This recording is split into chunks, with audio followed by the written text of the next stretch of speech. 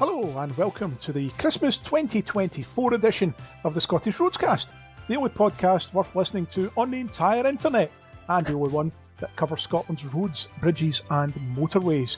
I'm Stuart Baird, you all know that by now, and I'm joined by my two very festive troublemakers, John Hassel. Hi Stuart. And Duncan McKnight. Hello there, how are we doing? Good. Wonderful to see you both. John, you in particular, you've been missing for a couple of episodes. Where have you been hiding? Where have you been? No, I know you guys have really missed me. It's really sweet. And we didn't say we missed you. We just highlighted you weren't here. I can tell the listeners obviously can't see your facial reactions just now, but no, I've been in America for about 3 weeks, which kind of straddled some of the recording periods. And yes, because I was there, it was a massive road trip, so I drove. Oh, excellent, all the way from Vegas to Miami. I've probably bored you guys to death about it now, but took in about 12 states, 4,000 miles, and ate lots of delicious food and drove on loads of great roads. So I've been having the time of my life actually doing these cool things, and but you know, props to you guys. You were here holding down the fort doing the podcast. We struggled on. We struggled on without you. We had to answer all the fan mail as well, but we made it okay. Yeah. And by the way, just before we go on, in a festive tradition for Roadcast podcasts, I am ill. I'd like to confirm I am currently not feeling well. We wouldn't have it any other way. Yeah. At this stage, we are distanced though. This is are distanced indeed. Well, listen, it's good to have you back. I'm glad you had a great time. I'm sure at one point or another you'll need to do a podcast on some of the American features of some of the roads. I'm sure people would be interested to hear. Oh yeah, thousands more people bore to death about it. I will do that gladly. Okay, well, good stuff. Well, listen, it's the Christmas special podcast. You know, we always like to shake things up a bit every year. This, I think, is our 6th one, John. Maybe even the 7th, possibly. I think we've done a few of these now. But anyway, Duncan, you have a topic that has been requested many times by many people, and you've spent a bit of time doing a bit of research on this. Now tell us, what are you going to be discussing this month? We are doing the Lost Road, the A74, the old dual carriageway. What a Christmas gift. Indeed. And this is one of these roads that a lot of people have a bit of affinity with and miss a lot, and often ask us about it on the social media. Yeah, it does. But almost now completely gone. And I guess it's difficult to remember really now when it was there. It was it in terms of the travel, you know, between Glasgow and Carlisle, and there was this dual carriageway that existed that is just now wiped from existence, basically. But was quite important in its day when it was there. Now, to coincide with this A74 podcast, we have actually produced a new A74 article for the website, and if you'd like to read along and check out some of the all new images that have been released on this page, I recommend that you go to scottishroadsarchive.org/A74, and you will be able to see everything that's been produced there. And I should say thanks to Bryn Buck, who helped with the production of that article. And some of the photographs on there are a project that John and I have been working on for a bit of time, with some new slides on there from the 1960s of the A74. So there's a lot of really good material immaculate there. Slides, lovely colour photos that we've got as well. So you know you can see the road as it was. Exactly. So Duncan, then, without further ado, we're going to hand over to you and let you take it away. Am I going to start? Okay. So before we jump into the A74, I feel I have to make a bit of an apology, because in the last M90 podcast, beggars belief, I made a mistake. Can you believe it? No way. I made a mistake. A little mistake. Okay, so I mentioned the Kelty bypass. I said it was opened by Willie Ross. It was not. It was opened by Lord Hughes, and that's who's in the photographs, because we looked in the photographs and went, wait a minute, that's not Willie Ross, that's Lord Hughes. Yeah. So my apologies for that. So in the maybe another podcast will change all that. Fair play to you for having the Stones to come on and apologise. So I'm sure that cost us thousands of listeners. It did. That mistake. But you know what? You are a meticulous man, so I like that. Thank you, John. Thank you very much. So back to the A74. So this is, as Stuart said, very much a lost road. It doesn't exist anymore, but it was the main road, the trunk road from Glasgow to Carlisle, and it was our main link to England, basically from the west of the country, and it was around 80 odd miles long. It began, and it still does begin, at Toll Cross in Glasgow, and it still does, and it headed south towards Larkhall, Lesmahago, Abington, Beattock, Lockerbie, Gretna, and Carlisle, where it then met the A7, which then leads onto the A6 and travels south into England. And it was, the historic route. Historically, it was upgraded to dual carriageway between 1955 and 1973 because over 70% of cross-border traffic used this route and still does, even with the motorway upgrade. It's probably now 75%, I'm guessing. Yeah, it's a main route. Yeah, it's a key link. So to set the scene, I thought we'd have a little look at what the newspapers were talking about, the A74, and I've got a quote from the Scotsman, February 1978, to set the scene. So they did a little bit of a run of articles on routes such as the A74, the A9, the A75, and the A94, looking at some of the issues with these things and some of the improvements. So it speaks of the A74 as this. Scotland's killer road, the headlines scream. A74 claims another life. The accumulated newspaper history of most roads is told in minor improvements, occasional accidents, grandiose schemes, and local grumbles. That of the A74, written almost entirely in banner headlines, sprinkled with deaths, maimings, multiple pile-ups, and vast crops of fines and endorsements. The blame is fairly explicitly laid upon the road, and implicitly, therefore, upon the government whose road it is. But there is another view. Drivers can, after all, adjust their conduct to the conditions, and on the A74, the great majority seemingly do not. And that was written by Colin Bell from the Scotsman, 1978. It's so fun in a way, like how things haven't changed, because you hear that same kind of language being applied to contemporary roads now at the time. But hey, you got to sell newspapers, so they have to make a big flashy deal about it. Indeed. So a wee bit of the background. So this corridor between Glasgow and Carlisle is a very, very historical route. It does have evidence of Roman origin, Roman roads running along it. Thomas Telford was the first to build a proper sort of road. He made several improvements, and these were completed around 1825. In the 1920s, 1930s, we started the trunk road system, where we numbered all our roads, and the A74 was classified in around the 1930s as the Glasgow-Carlisle trunk road.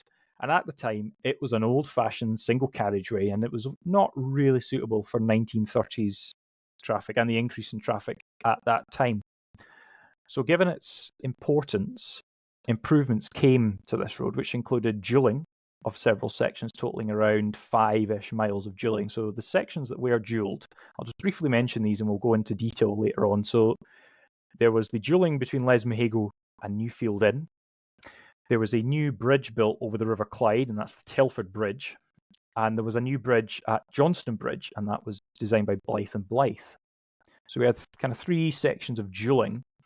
World War II came along and kind of postponed a lot of this dualling. I think Lanarkshire in particular were keen to dual a lot of the A74 in the 1930s, but given World War II, we had to kind of delay all that. But by the 1950s, the growth in motor traffic had grown, and there was a need for major improvements. And improvements throughout the early 50s were quite slow. But in February 1955, the government announced major improvements to the Glasgow-Carlisle road, and this later developed into what is now the dualling of the road and the construction of the M74 Hamilton bypass. And this was included in a 3-year spend of 120 million roads boost funding, which saw a raft of projects announced, such as the Forthwood Bridge, the second bore of the Clyde Tunnel, the Crofters Counties schemes, and the dualling of the A80 between Glasgow and Stirling. And this was announced by Mr. Boyd Carpenter in the Ministry of Transport.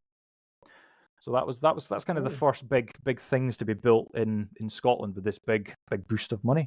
So there you go. It seems to all tie up, with these early era or kind of these mid-century kind of road schemes. Yeah. Okay. Yeah. Well, this is interesting. Right. Yeah. So the target was to complete the dualling between Glasgow and Carlisle by 1965, but this was missed due to later funding issues and later priorities, and it was completed in 1973. So we'll now jump into the schemes and we'll start running our way from Glasgow down to Carlisle.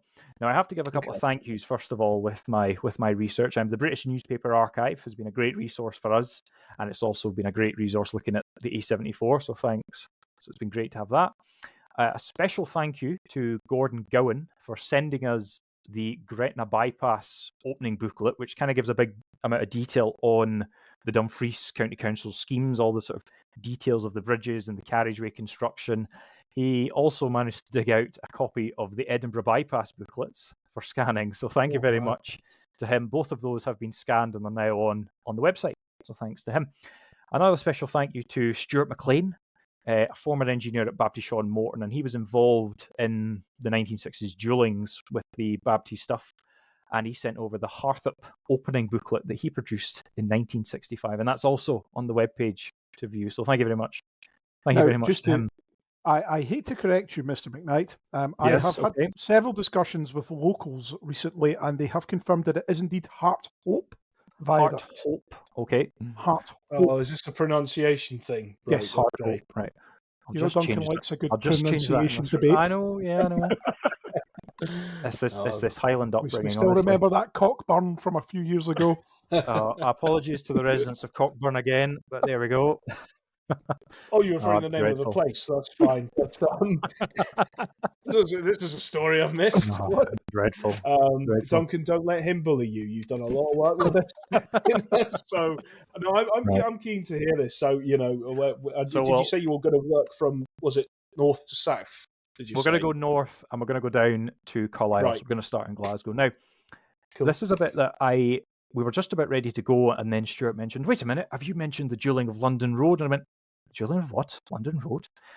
So I had a look, and there is a bit of dual carriageway in the urban area of the A74 on London Road in Glasgow along Toll Cross around Bridgeton.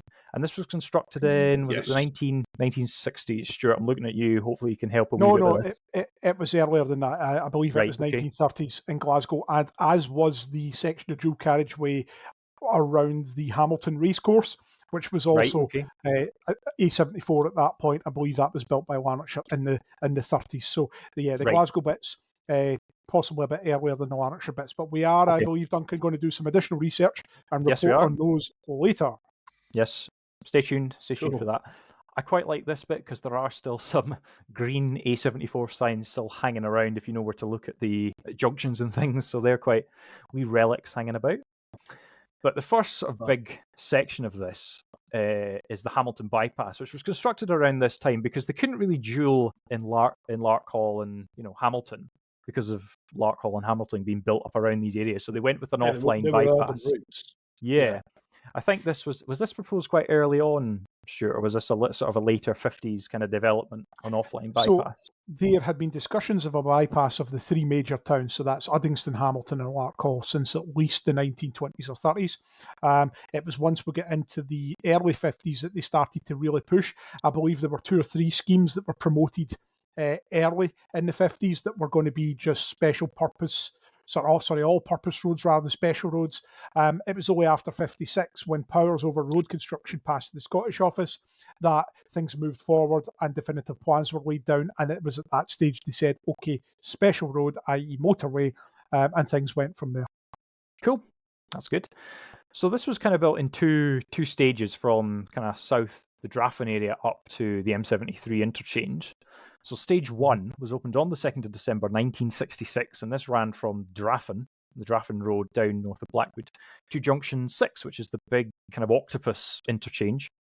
Main design was Babsy Shaw and Morton, and it was Christiani Shand built this section. A lot of big features on this, but check out the webpage for more information on that. And then stage 2, extending it north, stage 2 part 1 kind of opened on the 14th of May 1968, and this took it up to Wraith interchange, and that was built by Tarmac, I believe, and it was Baptiste again. And the final section taking it up to the M73 where it merged with the A74 was opened on the 2nd of August 1968. Again, that was Baptiste Shaw and Morton and Tarmac constructed that. But again, check out the Hamilton Bypass for more information on that. So at the bottom of the Hamilton Bypass, you'll notice that the carriageway split apart. And as they come back together, you cross over a bridge, and that marked basically the start of the dual carriageway. So that was the end of the motorway. And you joined what was known as the Blackwood Bypass. So this was the first of the all-purpose dual carriageway sections. Opened around December 1963. Main design by Babty Shaw and Morton. It was J. Anderson and King constructed this section. So this was upgraded to motorway in 1986, kind of online upgrading and offline upgrading with the M74 extension. Some bridges do survive. There is a bridge over the motorway alongside Blackwood that is an original bridge. And we've got an old photograph, which is in the calendar, if you manage to pick one of them up, looking south from Draffin, and you notice a railway bridge, which, you would never know this is here just now. Was that sort of a back road kind of railway kind of thing? Yeah. Yes, it was. That was part of the old branch line from Larkhall down into the Clyde Valley via West Mahago and the likes. It was closed, I believe, as part of beaching. So it was still operational at 63 when the bypass was built, but the railway closed soon after. The bridge, however, remained in place, I believe, until just before the motorway was constructed. The two embankments on either side of the road are still there. So the next time you're driving down, have a look and you will see two very obvious railway embankments on either side of the motorway. Yeah. And that's at Draffin. And the other bridge that you mentioned there that still exists over the motorway is the Layers Bridge, which was once the Layers Junction on the A74, and there's a photo of that now on the page, which is also good to see on the A74 page. Yeah, fantastic. Sorry, poor Duncan's trying to move on with this, and I've just thought of something else. The Junction 9 off slip. That's the original road. That's the dual carriageway. Yes. Yep. Yeah, because that goes off the southern end of the Blackwood bypass. Yeah. There's a suspiciously wide bridge that goes over that kind of gives away what it used to be. When you go on the B7078, that you see how wide it was, so you're like, that's what the 73 was. So that bridge you mentioned is the Veer Road Bridge, is the one that goes over that's extra wide, and it's got those very interesting concrete supports that are very Babty-esque, I think. That bridge is still there. And the northbound carriageway was removed when the motorway, the southern section, was built in 85, 86. Yeah. Yep. No, fantastic. So this then joins on to one of the older sections of the dual carriageway, and that was the Les Mahago section. So I think this was built in about two sections. So there was the Milton Bridge section, which included a wee bit of dualling, and then there was an extension south of there. But the bridge over the River Nethin was opened around October 1938, we think. I think it was around about there. Main design by Lanarkshire County Council, and there was two contractors involved in this. It was Alex Finlay and Co. Limited, who did the steelwork for the bridge. It's a big three-span steel structure. And Hugh Leggett Limited did the masonry, so the piers and the abutments. So that's kind of structure and substructure there. A nice bridge, that one, and we do have a photo of it that will be coming up soon. It's out for scanning at the minute. That was in some of those nice new photos. Yes. So it'd be nice to show that off. Looking forward to that. And then the section south of here was Les Mahago to Newfield Inn. We think this was finished around 1940. Again, this was Lanarkshire County Council, but we don't have the contractor for this. Now, this kind of kicked off about 2 months before the war started, and they were allowed to proceed with this, but everything else was kind of put on the shelf. So we don't have the contractor. We roughly think it was around 1940, but this is one of the older sections. So if anyone can, has a wee bit of information on that, we'd love to get that nailed down about who did that. So that ran down to the Newfield Inn, which it's demolished. It doesn't actually exist anymore.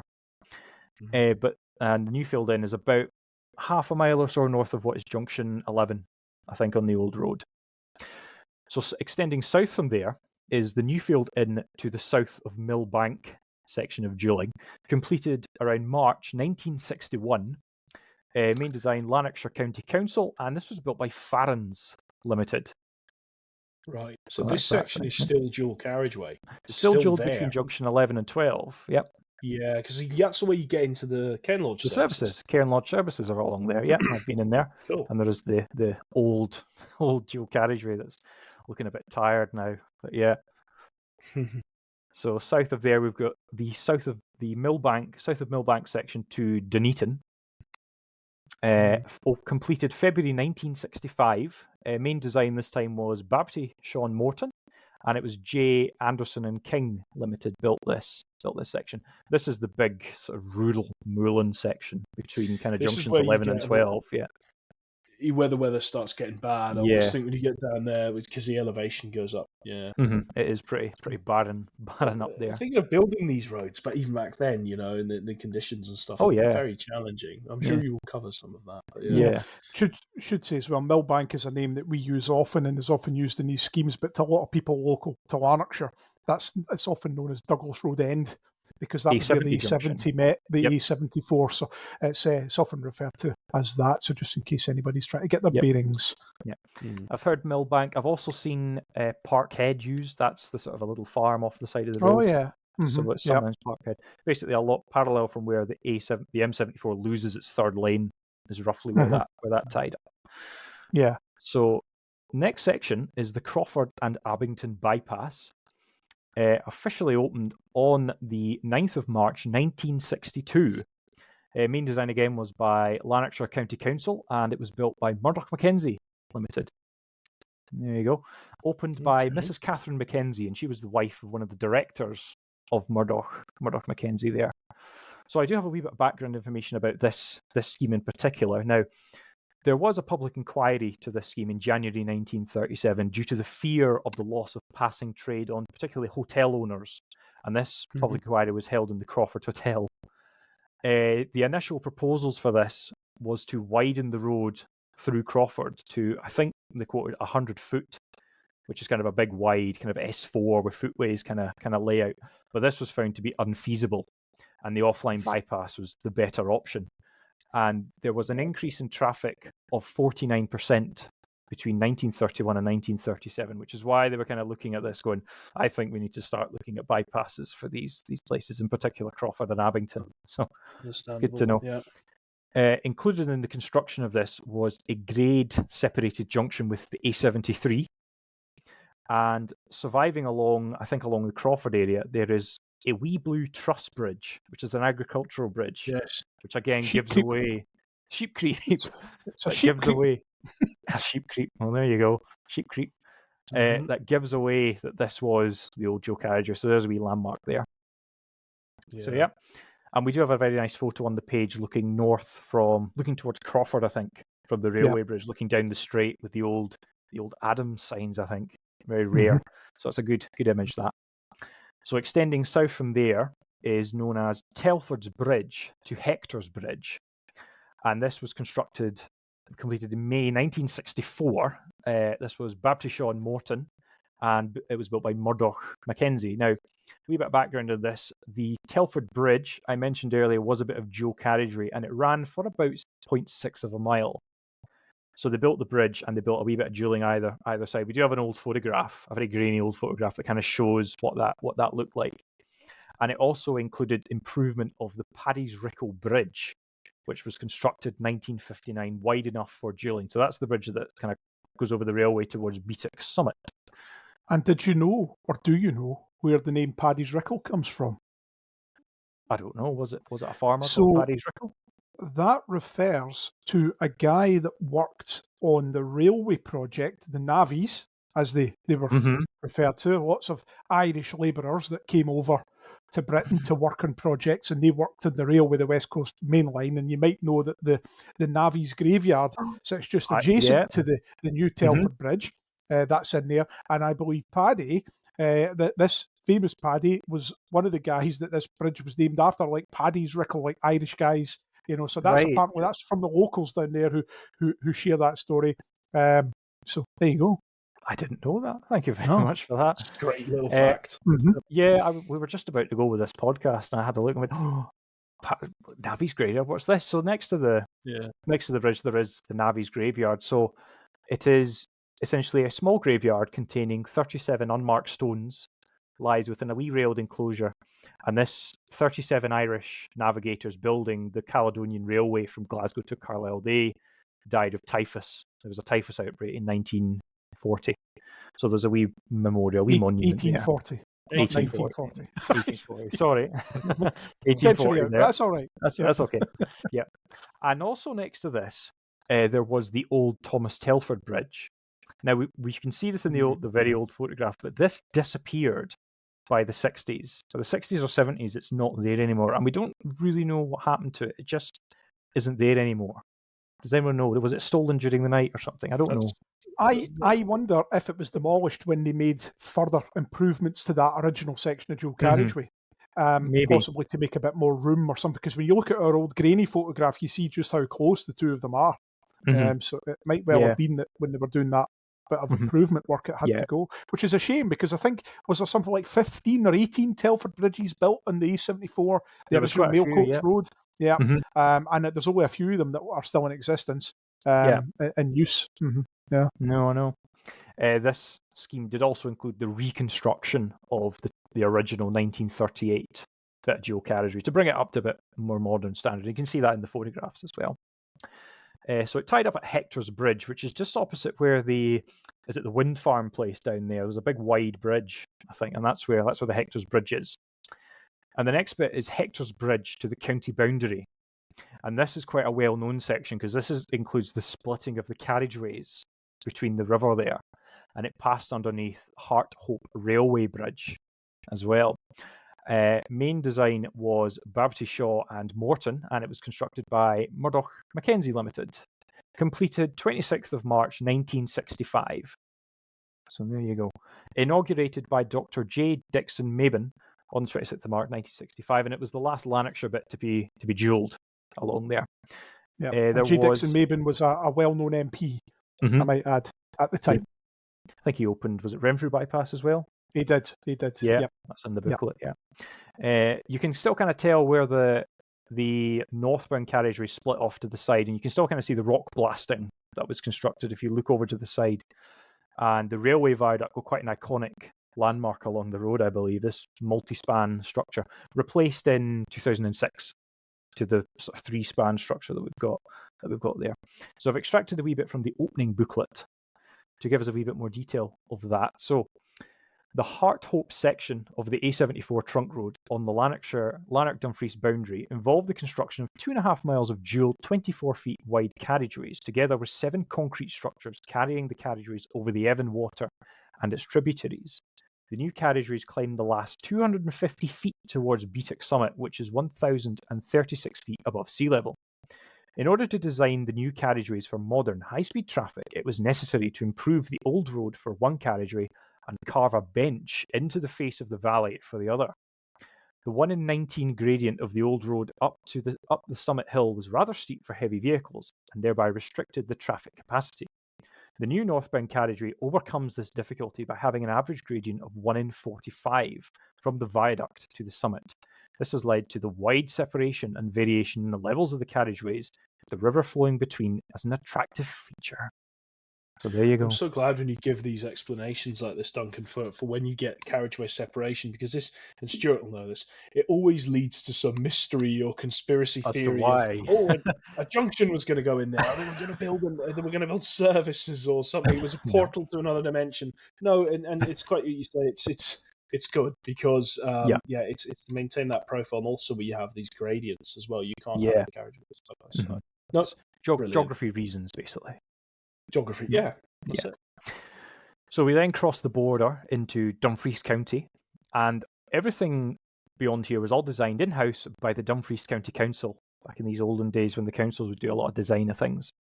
So the next section is the county boundary to Beattock, completed on the 30th of December 1966, and this was constructed again by Murdoch Mackenzie Limited. And there's a wee bit of splitting of the carriageways here in the old photographs, and it was a reflector curb trial location. Did you know that? Oh, here we go. Yeah. So there was a couple of locations where they tried the curves, and it was along here where they gave the curves a wee try to see if they work or not. What was the result of that trial in that location? Oh, they don't work properly, but they're a nice little. They're a nice little feature. Concrete doesn't reflect, but they're a fun little feature anyway. So south of there, we've got the Beattock diversion, or the bypass of Beattock, opened 24th of April 1963, and built by J. Miller and Partners Limited. And we've got some photographs of the junctions around there. And then south of there, we've got Upper Muirthit to Johnston Bridge, opened 24th of April 1961, and it was built again by Farrens Limited. And this was sorry, I'm getting ahead of myself. That's the next bit. Next bit is Johnston Bridge to Dinwoody Lodge, and this was an early section of the duelling reconstructed as part of this duelling project. And there's a wee bit of conflicting information. There seems to have been some improvements south of Johnston Bridge, some single carriageway improvements before the duelling came along. It's kind of hard to tell now because the motorway kind of cuts through there, so it's difficult to tell, but it's something we need to firm out. The motorway goes very, very close to what it is. It's just kind of the same alignment, almost, Yeah. So that was completed 23rd of June 1962, built by J. Miller and Partners Limited. And then south of there, we've got Dinwoody Lodge to Lockerbie. And that was completed on the 16th of October 1961, built by Kings & Co. Limited. Heard of them? I think they've popped up a couple of times before, yeah? Yeah, we've heard of them, haven't we? A few older schemes, definitely. Older schemes, yeah. Next up, we've got the Lockerbie diversion, so Lockerbie bypass, basically. Opened 17th of July 1964 and built by AM Carmichael Limited, another old-fashioned contractor that we've heard of quite a lot. And then south of there, Lockerbie to Ecclefechan, a fantastically named place. That's great. I know. Completed 22nd of November 1961. Built by W&J.R. Watson Limited. Yeah. And then we've got Ecclefechan to Under Woodhouse. So there's a wee farm just north of Kirkpatrick Fleming there. That's where Under Woodhouse is. Completed 30th of December 1966. And again built by A.M. Carmichael Limited. And Under Woodhouse to Gretna is the next section. And this included the bypass of Kirkpatrick Fleming. This section was completed on the 21st of February 1970. So again, we're getting into the 70s before the bottom bits. We're getting finished now. Again, built by W&J.R. Watson. And the last section to be built, or to be opened, is the Gretna diversion. And this was the final section to open. And this completed a modern highway link from Glasgow, Stirling, kind of, to London. The M6 was completed in May 1972, and it kind of joined onto this to give this dual 2- and 3-lane road all the way down to London. Officially opened on the 4th of May 1973, and built by Brims Construction Limited.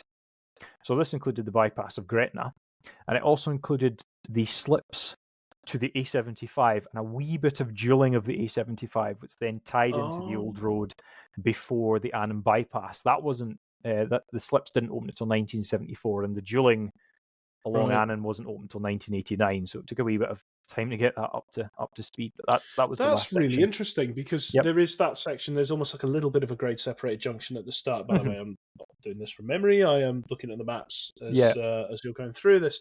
But of course, that fork interchange, I think that kind of came later when the motorway was upgraded to motorway. I presume. Yeah. But no, that's interesting that the part of the A75 was done as part of that. There's actually that fork interchange, elements of it were there by the 1980s, the late 1980s. If you have a look on the webpage, and there's some photos, some aerial photos on there, I think there is actually one of that junction in there, John. If not on the page, certainly in the collection. I recommend having a look. Share it on social media. Yeah, definitely. Wait, you're running out of Scotland now, Duncan. We're running out of Scotland. So this final Gretna diversion was opened by Lord Poldarth and Mr. Keith Speed, who cut the tape, I think, on the Scotland and the English side. So we then cross over into England. In the last wee bit of duelling, we then cross over the railway on Mossbund Viaduct. This was quite an interesting structure. It was post-tensioned and included about a mile of duelling either side. Post-tension structure, 263 metres long, quite a narrow thing. Looking at the photos, quite a narrow bridge. It did have issues by the late 1990s, I think, with corrosion and things like that. And it was demolished in 2008 as part of the M6 upgrade, the A74 upgrade to M6 along there, which was spoken about. And the final section of duelling... Oh, hold on. I'm jumping ahead of myself here. The Mossband Viaduct and Approaches was opened around 1964. It was designed by the Bridges section of the Ministry of Transport and built by the Civil Engineering Department of London Midlands region of British Rail. So that's a sort of a railway thing. Yep. And then the last section of the A74, which joined it onto the M6, was the M6 Carlisle bypass and the A74 dualling, completed on the 15th of December 1970, main designed by Cumberland County Council, and it was built by Tarmac. So this basically dualled the road between Mossband and Junction 44. And there were small hard shoulders kind of provided, and it was upgraded to M6 in 2008. But if you wanted to hear more about the M6 in this section, check out the last Christmas podcast where we spoke all about the M6 up here. And that's that bit that you spoke about there, Duncan. Just that top English, that was famously the Cumberland Gap. The Cumberland Gap, that was it. Yeah. Okay, well, listen, gents, you hearing that air horn sounding there in the background, I can see the look of surprise on both of your faces, wondering what the hell is he up to now. I am basically bringing in a wee surprise here because we are going to be crowning our Roadscast champion of 2024 with a quiz that neither of you really had any prior warning about. I don't know if I can allow this. You guys like to come on here and share all these facts and figures and whatnot, and now I'm going to test your knowledge to see just how much of these podcasts you've actually listened to over the last couple of years. So let's give this a try, and we're going to tell you some rules and explain to the listeners how this is going to work, and you guys better listen as well. So let's start with this wonderful little piece of music.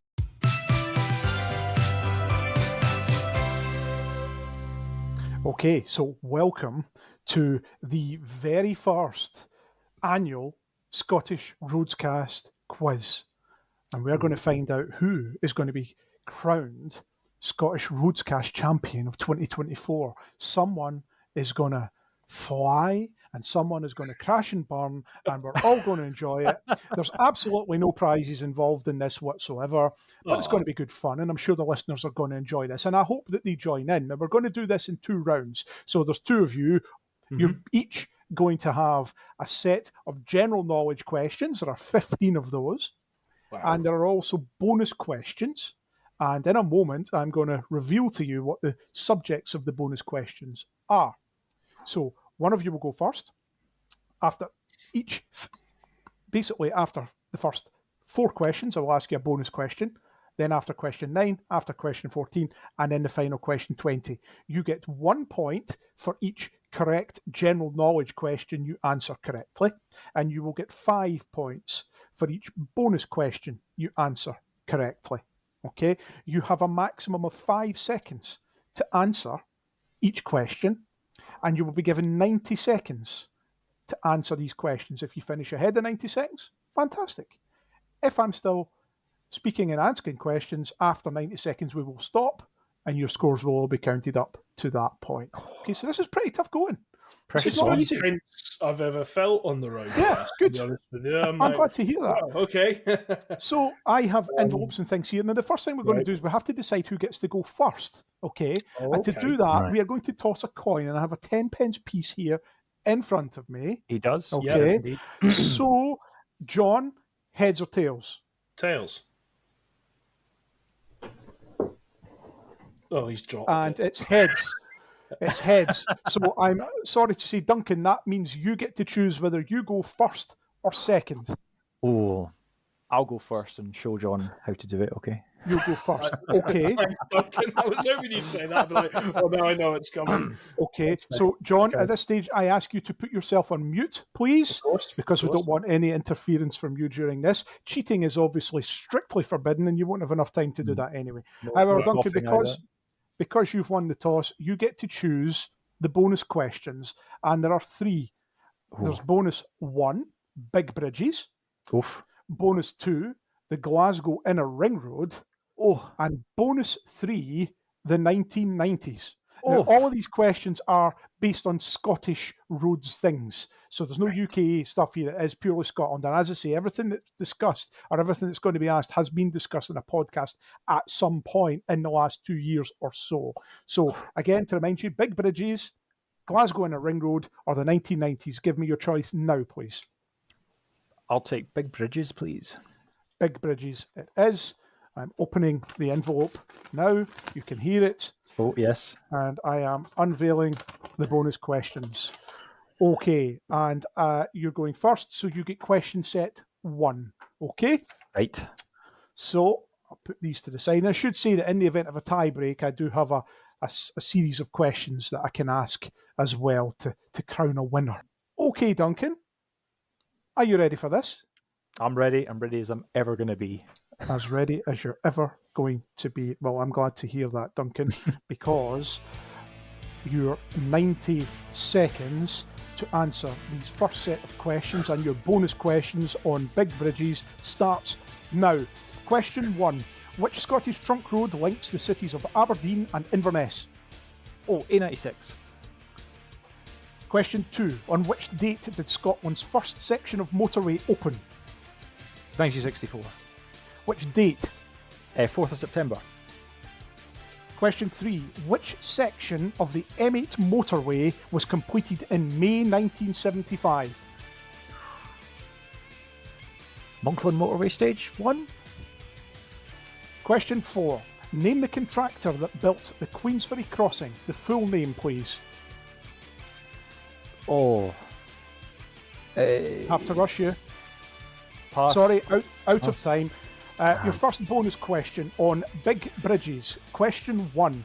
In which month of 1967 did construction commence on the Erskine Bridge?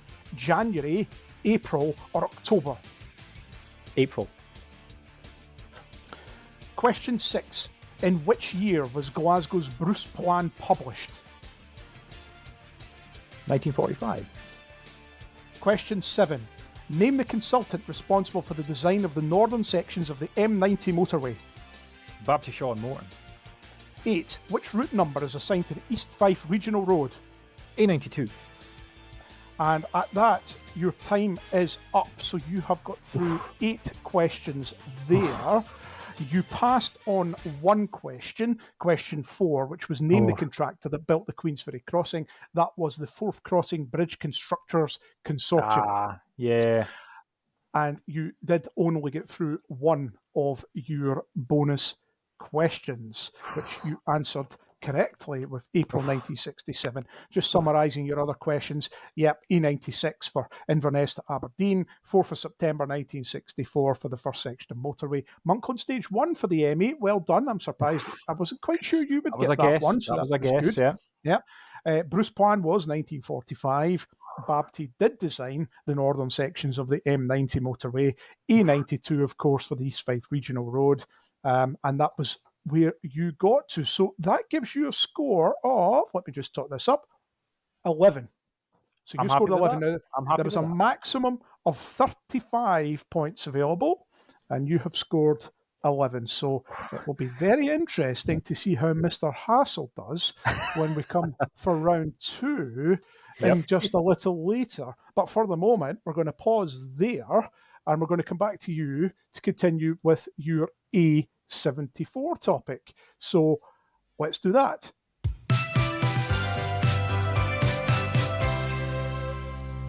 Well, now that the first round of that very enjoyable quiz is over, and Duncan looking reasonably well scored at the moment, I imagine Mr. Hassel will probably do. I'm going to totally wipe the floor with him. Yeah. Just so you know, it's going to be laughable.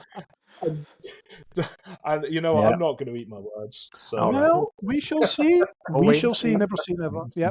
Anyway, Duncan, we interrupted your flow on the A74 earlier, and you get right back into it and tell us the rest of the story. Back to the A74. So normally at this point in a podcast, after doing a route overview, we say, well, thank you for listening. But we have more to discuss. It's not there anymore. What has actually happened to this dual carriageway? Because as you can see, as you've just listened to, we've built quite a lot of dual carriageway. We've built about 80 miles of new dual carriageway, all to a fairly reasonable standard, and it's not there now. So there were various things that all kind of came together with this as it started to get used. So in the early 1970s, the road wasn't finished yet, but in the early 1970s, there was an increase in serious and fatal accidents along the route. Now that is sometimes accustomed to a sort of a learning curve. You know, we have a slow road, and then suddenly we've got this dual carriageway, and people maybe get a wee bit overexcited. The A90 suffered from this. The A90 has kind of settled down. This never really settled down. So various issues were identified, such as poor driver behaviour being one. Many folk coming off the M6 driving at a fair speed and still kind of battering along at M6 speeds on the dual carriageway, mixed in with traffic turning right across the junctions. There was a lack of suitable laybys and bus stops along the road. I've seen many sort of newspaper articles about buses just stopping on the dual carriageway, to letting off school kids and things like that, and stopping for folk, clearly risks there. Substandard junctions were constructed. Very few were built with grade separation. Many were built with simple T junctions, right turn interchanges. So things like on the A9, the A90, they've got a lot of these. There was a lot of these on the A74 as well. The width of the carriageway was an issue. It was it was a wee bit narrower than the M6 and narrower than the M74 with curbs. It didn't have hard strips or anything like that. And the quality of the road pavement wasn't great in some sections, and it did require a lot of reconstruction of the carriageway. The geometry on many sections, particularly in Lanarkshire, were not great. Like some of the curves were a wee bit more substandard, and the design standards were identified as being more suitable for a 50-mile-an-hour road than a 70-mile-an-hour road. And that was a big study in March 1976 to have a look at the whole thing, and they kind of identified that this is one of the issues. Examples of this, because this is roads gone, the examples of this can be seen if you drive the A90 between Perth and Dundee. That was kind of constructed to roughly similar standards to this, and it also has, I felt driving along it, some funny curves, funny kind of geometry thing, sections where it's just not quite there for high speed traffic, and that was some of the issues along here. The resilience in the wintertime was not great, particularly the Beattock Summit. I think if the road was shut for snow at the Beattock Summit, there was, I don't know, Stuart, was there any other way across if the road was closed? Not in those days, no. You would need to have gone up the A76 or up through the borders to get north that way, yeah. So long detours, basically. And when they were rebuilding the carriageway and doing roadworks, it didn't hold up very well. There was a lot of congestion, and during repairs and roadworks, it just didn't hold up very well, particularly during the summer.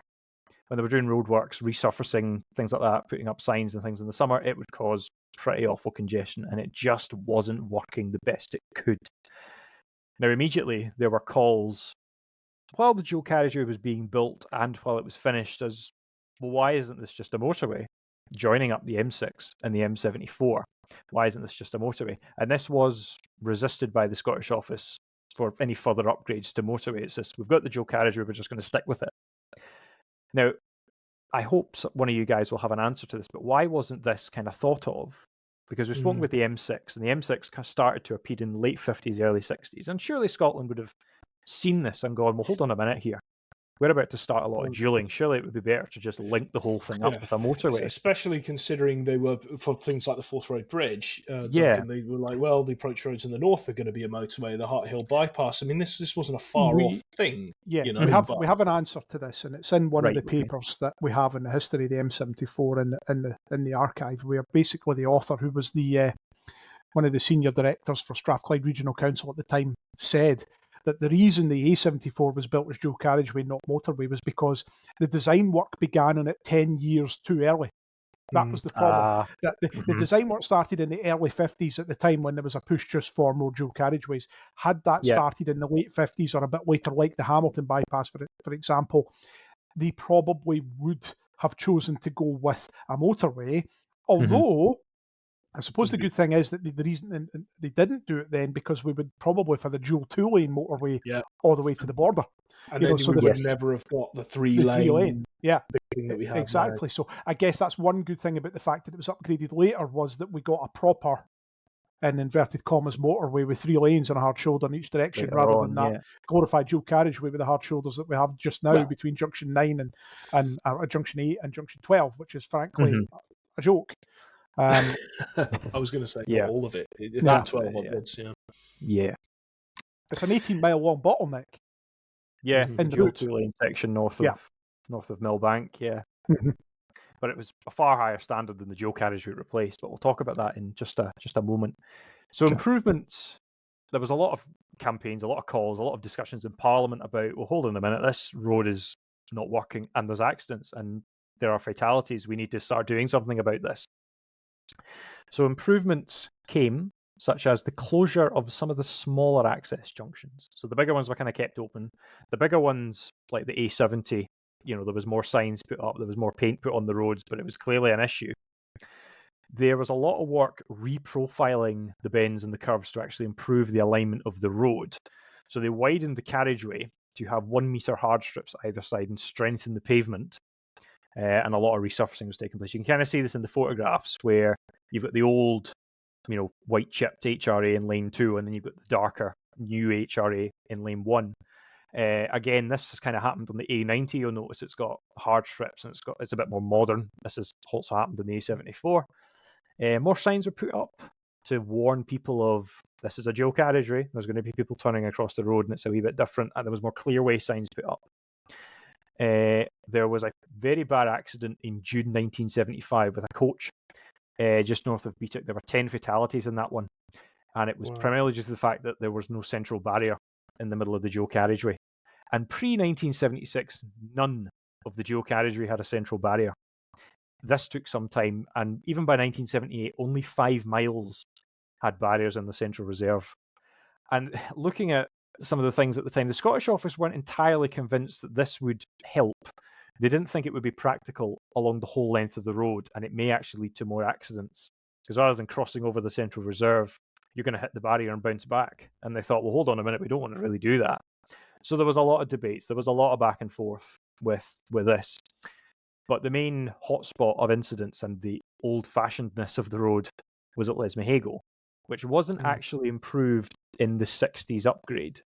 It was there was some improvement to it, but it wasn't reconstructed and realigned like the other sections. So this was a clear issue, a clear bottleneck. So there was a 60 mile an hour limit imposed at Lesmahago, but the substandard alignment and width had made this kind of a hotspot for accidents. There was a study began in 1973, in the early 70s, for a bypass of this section because of how poor it was. I've also put in my notes, Stuart Baird can give a bit more here, because this kind of talks on to the southern extensions of the M74. So the M74 was extended to junction 12 in 1986 and 1987 with a concrete road, and included a climbing lane to pretty much bypass that section. Now, did this take a bit of time to actually get moving, or was this quite quickly brought up? Almost as soon as the Hamilton bypass was completed, there were calls to extend the motorway southwards. Okay, in 1973, the Scottish Office commissioned Lanark County Council to do studies into a southern extension of the M74. That moved forward at a fairly slow pace. Eventually, a public inquiry came along in 1981.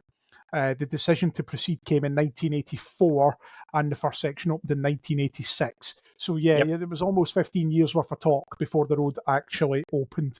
Before they decided to go south. But I think more or less calls to upgrade the road had been made going since then anyway. Yeah. I mean, you mentioned earlier that by the late 70s they were already doing studies. I mean, it was all finished in 1973. So. It was like people were never really happy with the outcome. And I guess that the cross-border traffic really ramped up as well, and more people were using that road. I mean, you look at some of the photos from the 60s we've recently unveiled, it's empty, so it just got busier and busier. So you can kind of understand why people are concerned. If you've got coaches crashing and 10 people are dying, that's clearly unacceptable, know? Yeah. So the motorway was extended to junction 12, which kind of eliminated the A70 staggered crossroad, which was a real nasty junction. And it included the construction of the climbing lane to tie back into the dual carriageway. Now, I don't know this. Was this constructed with the dual carriageway originally, or was this put in with the motorway, the 3-lane section up to Parkhead? No, the climbing lane was present before the motorway upgrade.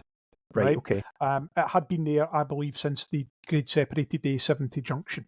There is a photo on the website now from 1989 that shows that junction with the A73 merge, and you can actually see the climbing lane there. Good.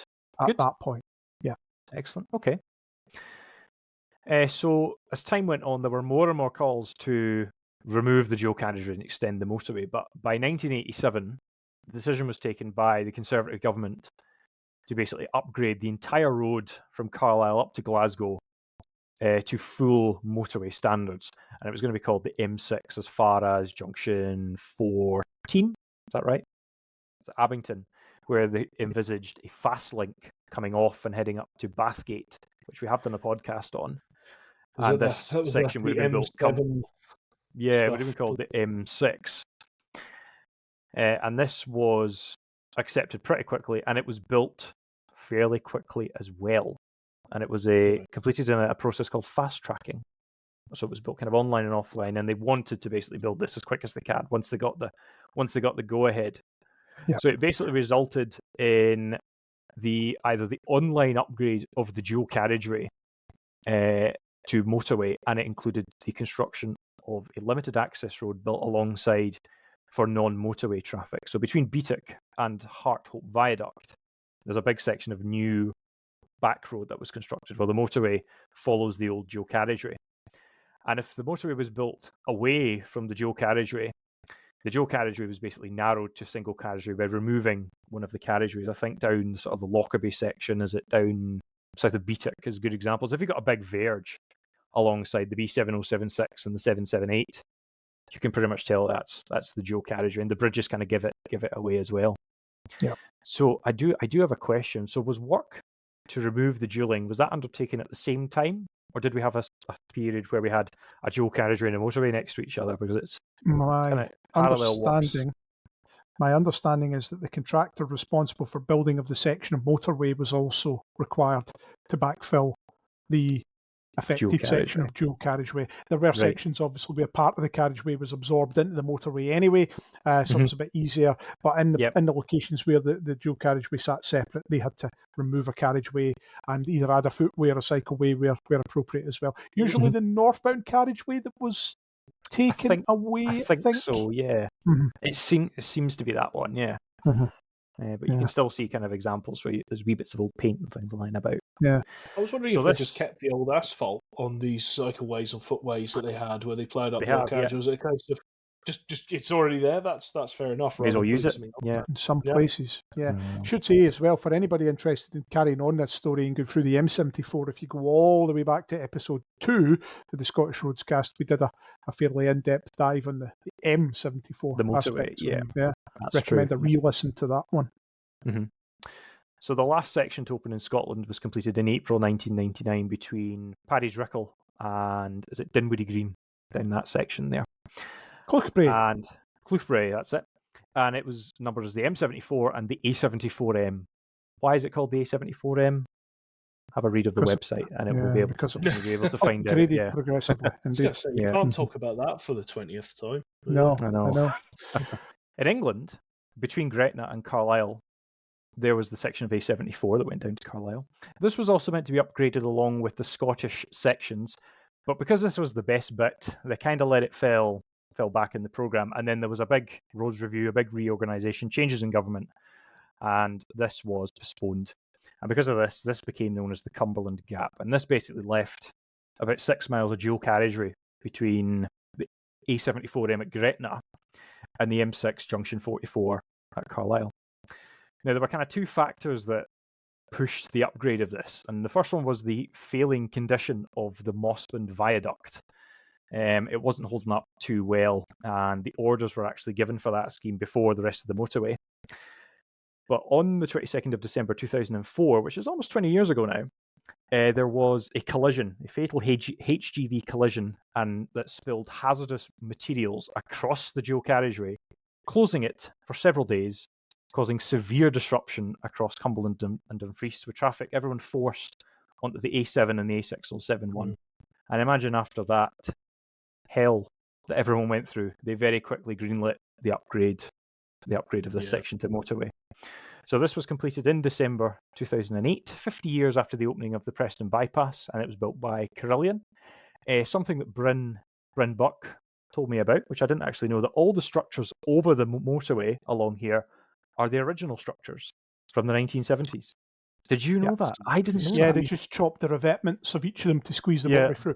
Bear in mind that the section M6 that was built here was far cheaper than what was originally envisaged. There was a clause in the Autolink contract to build that section after the completion of the A74M. The change of government in 97 meant that option wasn't taken up, even though Autolink, I believe, cut their price for the upgrade. Now, that's another reason that the M6 thing didn't happen, because had they then come in and spent 18 months upgrading that section, we would then have had continuous motorway from Carlisle all the way to Glasgow far sooner, and that then may have led to the renumbering before the whole political change and whatnot that came there after. Yeah. Okay. Anything else to add, Mr. McKnight? So, yeah, just a wee bit. So that basically removed all of the trunk A74 and basically left that bit in Glasgow. But as we know in the archive, people love this road, even though it doesn't exist. There is a particular legacy to this road, even though it's not there anymore. People still remember driving up and down the old dual carriageways. I would like to mention something that I think we released last year, the year before, the BBC A74 Strathclyde police videos. There was a 2-part report in the 1980s, 1990s about the A74, and we've got them, and they're on the YouTube channel. I think we'll probably get these reshared as well, but they're fantastic. They're fantastic. Yeah. Well worth a watch. Well, the air horn has sounded again, Mr. McKnight. Yes, that means that you are finished. Yep. And we are getting ready for round 2 of the Roadscast quiz for 2024. Mr. Hassel, you're looking ever so uptight and anxious about this. Putting it off, but I remember my boasting earlier, and I'd like to retract that. And no, it's far too late for that. Maybe not going to do so well, but we'll see what these questions are. I'm sure you will do fine. Okay, guys, let's get into this. Duncan, thank you for A74. Yes, let's do round 2, and then we'll get back to the podcast.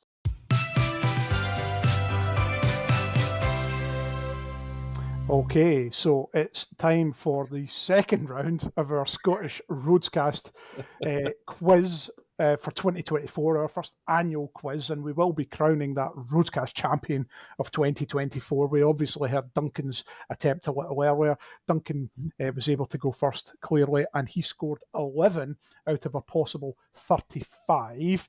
It is now time for Mr. Hassel to come along and have his turn with 90 seconds to answer his questions. Now, John, the first thing I need to ask you is which bonus questions you would like to go for. You can either have the Glasgow Inner Ring Road or the 1990s. Which would you choose? I'm going to go for the 1990s. The 1990s. Okay. Yeah. Envelope is opening. The questions are being unfurled. If I don't like them, can I swap to the Inner Ring Road ones? Absolutely not. This is not supposed to be easy. No, it wasn't. So, okay. Okay, I have the questions in front of me. Duncan looks relieved that he's not having to do it again. He's just going to laugh when I get 10 right, and then he wins by 1. Exactly. Okay. Okay. Right, John. Are you ready? I think so, yes. You're ready. Okay, so you have questions set 2 with your bonus questions on the 1990s, and your 90 seconds start now. Which Scottish trunk road links the cities of Perth and Inverness? The A9. Name the consultant responsible for the design of the Hart Hill bypass. Pass. Which section of the M90 was completed in March 1977? After Russia. Milner Fort. Name the contractor that built the Clyde Tunnel. That was A.R. Carmichael. No, it was Balfour Beatty. Too late, sorry. Question 1 of your bonuses. In which year did the New Bridge Underpass scheme open to traffic? 1996, 1997 or 1998? 97. In which year did the Greater Glasgow Transportation Study publish its final report? 1967. Name the contractor that built the Sight Hill section of the Edinburgh City Bypass. Tractor Shovels. Which route number is assigned to the Bells Hill Bypass? A725. In which year did the M898 motorway open to traffic? 1970. Bonus question 2. Name the 1990s bypass project completed in the northeast of Scotland on the 15th of September 1998. That would have been the A96 Inverurie dueling. How are you going to accept that? Back to your general questions. Which former trunk road links Newhouse and Abington? Oh, Newhouse and Abington. That would be the A73. Yeah, and at that, your time is up. You answered 11 general questions and 2 bonus questions. I have to say that was a bit of a disaster, if I'm honest. You got, of your general questions, you got Right. 1, 2, 3, 4 correct, and Okay. one of your bonus questions correct. Well. So Scottish Trunk Road linking Perth and Inverness, A9, correct. Well done there. The Hart Hill Bypass was actually designed by Sir Alexander Gibb and partners. Yeah. Yep. The section of the M90 that opened in March 1977 was Arlery to Arngask. Yeah, should have known that. The Clyde Tunnel was built by Charles Brand and Son. Oh, of course. We've done that podcast as well. Yeah. The Greater Glasgow Transportation Study published its final report in 1973. I think you get mixed up with its first report. Yep. Yeah, the first report. Yep. The contractor that built the Sight Hill section of the Edinburgh City Bypass was Balfour Beatty. Oh, well, okay. I don't really know those. I knew Tractor Shovel's done one of them. Yeah. Right. The Bells Hill Bypass was, of course, the A725. Well done. Yeah, it's easy. The M898 did open in 1970, December the 27th, 1970. It's a wee sneaky one. Because the Bridge of 71, yep. And, of course, the A73 links Newhouse with Abington. On your bonus questions, you were right. New Bridge Underpass was completed in 1997. The scheme that was opened in September 1998, the 15th of September 1998. You were right with the A96. You were wrong with Inverurie. It was the Blackburn and Contour bypass. Oh, just down the road. Yeah. Oh, yeah. That's what I meant.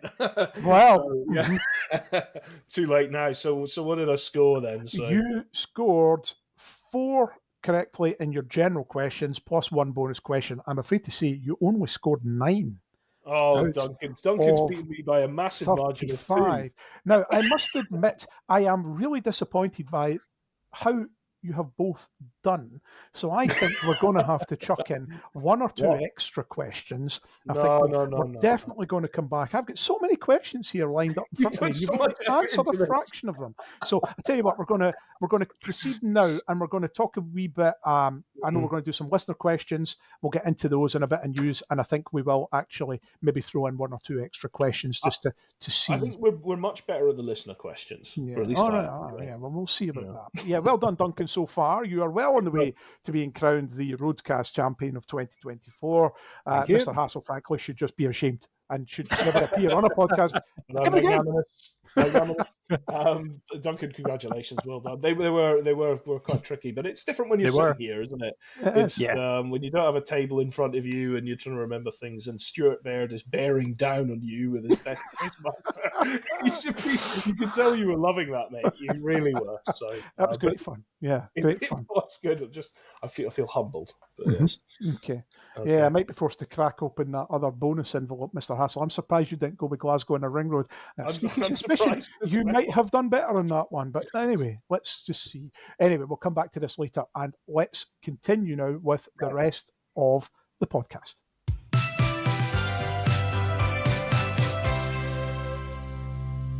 Well, here we are, back again, back to normal podcast after round 2, a frankly shocking round 2 of that quiz. I'm just frankly utterly blown away by John's performance there.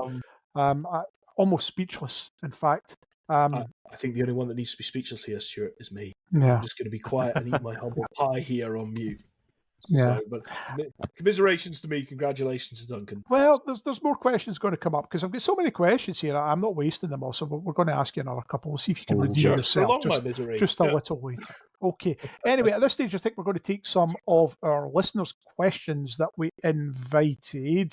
Duncan, you've collated those, I believe, into a single accessible document. So hit us with the first one, please. Tell us who it's from, where they posted it, and what the question is. Yes, there was a couple, so I've extracted some of the good ones here. So David Swanson, I think that's from Facebook, asked about the proposal to reduce speed limits and change some of the speed limits on the trunk roads, some of the major roads, down to sort of 50 miles an hour. That was announced a couple of weeks ago now. Couple of weeks ago. I've done a wee bit of research. There are some 50 limits already on the trunk roads. So you've got the 82 at Loch Lomond, the 82 at Loch Lochy. You've got the Tain bypass. That's 50 miles an hour. You've got the A887 at River Morriston Bridge, and the dual carriageway A77 Kilmarnock to Prestwick. That's 50. I think these were all done for kind of safety limits. But road safety reasons. Yeah. What's the thoughts about expanding more, John? I'm going to kick this one over to you. Okay, I'll get Stuart to get your input. Here's the thing: I want to focus on the good out of this. Is actually as part of this review, Duncan, they're looking at raising the HGV speed limits on single carriageways up to 50. So, I mean, cars, they're looking to reduce it from 60 to 50. Not all roads, some roads, but they could keep the 60-mile-an-hour limit. So that is a good thing because it keeps it consistent with the rest of the UK. But I want to also say here, do the consultation on Transport Scotland's website. They are letting you have your say about this. I have done it. It doesn't take too long, and you can, make your thoughts known. I'm sure a lot of the HGV drivers are going to welcome this sort of thing. So that's as politically safe as I want to answer that one. So I'm not sure, Stuart, if you... I would just add that a number of councils have reduced the speed limits on their rural roads to 50 already. South Lanarkshire Council have done it on numerous roads. North Lanarkshire Council have done it on a lot of roads. 50 is nothing new on some rural carriageways. Does it? It's going to be jarring if you get a road like the A9, right? And you've got single carriage sections on that. But you're right. A lot of local authority roads are already down to 50 anyway. Not that idiots who speed are going to take any notice of it. No, because they'll speed anyway. They'll speed whether it's 60, 70, 80, 90, they'd still speed. Okay, you know what they're like. Yeah, exactly. So, that's just the way it goes. Okay, thanks for that one, Duncan. Next. We'll keep an eye on that. So, Andres Ronaldo, another one from Facebook, and he's asking about the ice issues on the Queensferry crossing. So, I'll have a quick answer of this. So I've done a bit of research. There's a lot of information on the Bear Scotland website about these issues. It is basically a combination of a unique set of weather issues that come down the Forth and hit the Queensferry crossing that allows snow to build up on the cables, freeze, and then it falls off the bridge. And this can basically form within a sort of a 10, 15-minute period. So it's pretty rapid that this all forms. Not all snow and ice conditions actually cause this phenomenon. So remember the Beast from the East in 2018? That didn't affect the bridge at all. So it is a unique set of conditions. Powdery snow. It needs to be wet, slushy snow for this. Wet, slushy snow for it to freeze and build up. Yeah. It causes huge damage to vehicles. So there is a reason why they have to shut the bridge and do things, though. So there is a couple of things going on at the moment. So there's the cleaning of the cables. So there's a wee robot kind of cat thing that climbs up the cables and washes them. That can actually reduce it. And there's a lot of other work on the background. This doesn't happen on the Forth Road Bridge due to the larger cables and the difference in the materials. The second Severn crossing down in Wales has also suffered from this issue. I think they went through a particularly bad spell in 2009, 2010, where they had to shut the bridge frequently because of the ice. But it is being monitored. Lots of information on Transport Scotland, Bear Scotland website, and there's a couple of videos as well, so I'd recommend checking those out for further information. Okay. No problem. What's the next one? Next one is a kind of a road nerdy one. What's the oldest road construction company still in existence and maintaining Scottish roads? So I've pulled out a couple from research. So Balfour Beatty, they've been around for a while. Yeah, wish I'd done that in the quiz. You could just say Balfour Beatty for most things and get it right. Balfour Beatty for everything, yeah. I know. There's RJ McLeod. They've been on the go for a while. Briggs and Masco, I think they were William Briggs. And Fitzpatrick and Sons, they became Volker Fitzpatrick, thanks to Graham Mule for highlighting our attention to that one. But there's probably a couple that have kind of changed names or become absorbed by other companies, So there's a few. It's a good one. That's the kind of question we like. Yeah. Okay, one more. What's the next one? One more. Last one from Alan Simpson. This is again from Facebook. Where is there a dual carriageway or motorway that you'd like to input into the Scottish Road Network alternatively, or is there a new link you'd put in somewhere? Is this one of these fantasy road questions? Fantasy road questions. So, if you had a magic wand, where would you pop in a new road, or where would you upgrade, or what would you do? Bit of fun here. What would you do? Northern bypass of Glasgow. Damn it! I was going to say that. I'm not. Because it's the most obvious answer. That's why. Let's go north. Actually, I've been driving that section between Perth and Dundee on the A90. I'd like to see that upgraded. To be honest, make it a motorway.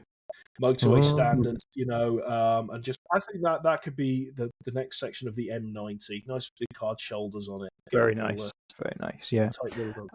What was your fantasy one, Duncan? I was going to jump in and say, Maryhill motorway as well. Yeah, Northern bypass of Glasgow. I've trundled up that A81 up to Bearsden and Mulgai far too much, and I'm sick of it. Let's get something a bit better, please. Or a Falkland bypass, something like that. I would love to see something like that. Okay, there you go. Yeah. Okay, one more question. Sure. If we have don't have any more. That's all of our questions. Was that them all? Oh, for that's all of our questions. Well, that was quite easy this year. Then that's couple good. Couple that have been asked before, but I thought we'd pick out the ones that are good, good discussion points anyway. Yeah. Wonderful. I suppose another one we could have is what has been the best gritter name for 2024? John, what's your favourite one? Absolutely not. Absolutely not. I got in tremendous trouble for this, Duncan. Right? Did we? Bringing this up last time because Stuart was like, "That wasn't funny. It was cringy." No, it's absolutely cringy. We're not talking about gritter names again. I will just cut it all out, and no one will ever hear this discussion. Right. Okay. It's a shame because they had one called Keanu Freeze. Which that's a good goodness sake! He's still talking about them. No. Enough. Moving on. Right, Mr. Hassel, you have a section now. You're going to give us a few updates on schemes that are happening at the minute. But you know what? See, since you brought up those bloody gritter names, I'm going to ask you a couple of your bonus questions just to see how you might have done. I'm just going to get them wrong quickly, and then we can move on with the news. No, you won't. Right, so you answered Let me get Google open. No, there's no cheating allowed. You're still not allowed to cheat. You got two of your bonus questions right, so you only have two left. So question 3 for you in the bonus questions was going to be the M74 Maryville to Fullerton Road project was completed in April 1994. Name the Glasgow-based contractor awarded the contract that later went out of business. Oh, God. Oh, he's not doing himself any bloody better, is he? Do you know? I know. You do know it. I know they went out of business. I can't remember what they were called, though. Honestly. Lily Construction. Lily, because they got the old sign on the Springburn Expressway. See? Yeah. I had you in mind when that question went in there. It's in there somewhere. Lily. Oh, God, yeah. Okay. And your final bonus question was going to be... for you. In which year of the 1990s did Scotland's regional councils cease to exist? 1994, 1995, or 1996? It's 96. Well done. So there you go. So you would have had 2 out of 4. So that wouldn't have been too bad. There we go. No, that's good news. I'm glad. So that would have been another 10 points for you if we'd got to that point. So there you go. You might have done all right. Mr. McKnight, I have to ask you, because you only got one bonus question. You were so slow at going through the others. I was deep thinking about it, but go ahead, go ahead. Now, if you don't get this next one, I will be very disappointed. Name the consultant responsible for the design of the Cromarty Bridge. Oh, Crouching Hog. Right, well done. So you actually probably chose the right subject for yourself on this one. Name the contractor that built the Kincardine Bridge. Oh, Cleveland Bridge. Good old Cleveland Bridge, wasn't it? Well done. I am very. That is pretty good. And question 4, which I had John more in mind when I prepared this one. In which year did construction commence on the St James flyovers near Paisley? 1991, 1992, or 1993? Oh, it was built quickly. I was in that podcast. Was it 1992? No, it was a year earlier than that. It was 1991. So there you go. So, that'd be good if they'd done them in a year. Because they opened 93, August 93, wasn't it? So, I was like, that'd be a year. Still tons of questions there. I might squeeze another couple in. But, John, let's get into your news update first. You've got a couple of schemes you want to give us an update on. Yeah, we haven't done this for a while. We've done kind of separate podcasts just to go over the news of what's being built in Scotland by the Trunk Roads Authority, Transport Scotland, and also what kind of other schemes are going on locally. We're not going to go into too much of it. I'll just kind of give a brief update. A lot of this information people can just find out themselves online, but if you would like to hear it all in one place, well, you're listening to the right podcast. So the big news, it's not great news, is the A96. Sure you guys have heard about this one. So the Scottish Government has changed its commitment to to fully dual the road by the 2030 timeline. They do have a long-term plan still to improve the route, but by means of bypasses for the towns instead of going ahead with what was the previous kind of design of having that expressway type road all the way between Aberdeen and Inverness. Please note that this does not include the Nairn to Inverness bypass. That is still being done. That's still going ahead, yeah. Oh, there you go, Duncan. You're so relieved. But no? I don't know about this one. If anyone's got some opinions on this one, and maybe it was Duncan, you and I always have a chat about this. And was it overkill, or was it? Yeah. Do it right, do it once. Really good, but maybe it's better with the bypasses. Yeah, it's a hard one, isn't it? Because there's a lot of priorities all across Scotland, as we've discussed a lot. I think a dual carriageway from end to end would have been lovely, but given the current financial situation and current other issues that are going on, it's probably the right thing to do is just to slow down a wee bit. I mean, it's good that they're going to push ahead with bypasses. Hopefully, they're going to be dual bypasses or just some sort of improvement to the road as well. So I'm interested to see what's going to happen. Just to note, they aren't completely giving up on dualling it. It's the timescale for this is much further. And in the meantime, let's just do some more targeted things. Let's come up with maybe a Keith bypass or something like that. So, this sounds very similar to what happened in the 1990s with the A96, because I know that there was a review of it in late 80s, and they said, well, we can't justify dualling the whole thing, but we need to break up some of the convoys. So they introduced bypasses, they introduced the overtaking lanes, they introduced a lot of wider sections of the carriageway. So what was the name of that one that was finished in 1998? September 98, I think it was. That was the Blackburn Kintora section. Sorry. Chipping in here. Power's gone to his head here, folks. Never. It really has. Never. No, I know. But it's one to keep an eye on. I think I'm interested to see what's going to happen. So I think we should now focus our energies in that department of getting at least past Nairn. Nairn's a tremendous bottleneck, so it'd be nice to see it can be slow along there. Yeah. The only thing that's going to happen, guys, though, is they're going to make this lovely new expressway between Nairn and Inverness, and everyone's oh, this is so wonderful. We need this to go further, and then we'll be. Sticking with the trunk roads, I'm gonna move on though. There has been some news with Lawrence Kirk. This is the Acray junction on which between the A90 and the A937 at Lawrence Kirk, which there've been years they've been going on about a flyover here. There's been some back and forth, but finally now the made orders have been published. So I believe that was just at the beginning of the month. Not long ago, a week or so ago, yeah. Yeah, made orders are out. So that, I believe, according to the article here, it's Aberdeen Live that have popped this one out, but saying that some of this is being funded by City Region Deal.